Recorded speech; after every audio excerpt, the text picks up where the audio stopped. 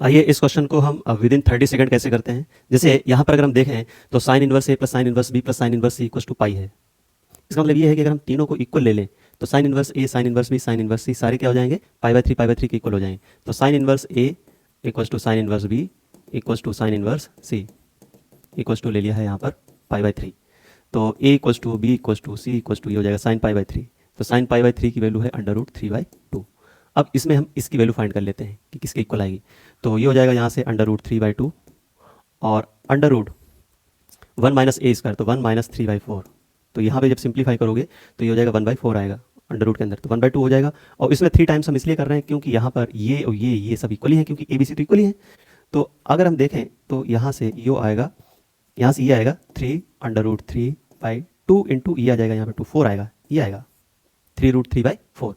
अब हम ऑप्शन में देख लेते हैं। हम फर्स्ट ऑप्शन में देखें तो इसमें ये लिखा है टू और ए की वैल्यू है यहाँ पर under root three by two, ये भी under root three by two, under root three by two ऐसे आ जाएगा, ये कैंसिल आउट हो जाएगा। और ये under root three into under root three, तो ये हो जाएगा थ्री, तो ये हो गया three root three by four आ जाएगा। तो इसका ऑप्शन फर्स्ट ही करेक्ट हो गया।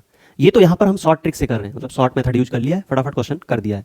अगर हम इसका स्टैंडर्ड मेथड देखें तो उस केस में अगर हम देखें तो जैसे ये लिखा है, सपोज करो इसे हम कैपिटल ए ले लेते हैं और ये कैपिटल बी ले लो और ये इसे कैपिटल सी ले लो, ठीक है, इसे capital A capital B capital C.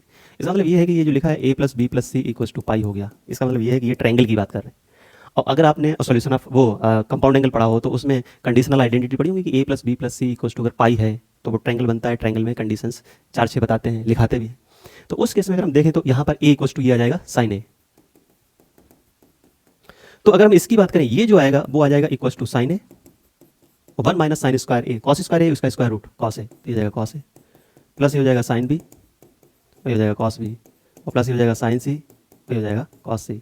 To से मल्टीप्लाई कर दो, टू से डिवाइड कर दो, तो ये हो जाएगा साइन टू ए प्लस साइन टू बी और प्लस साइन टू सी। ठीक है, यहाँ पर टू से जब डिवाइड करोगे, टू से मल्टीप्लाई करोगे तो two sine A cos A, तो साइन टू ए साइन और two sine B cos B, sine two B ऐसे ही टू साइन सी कॉस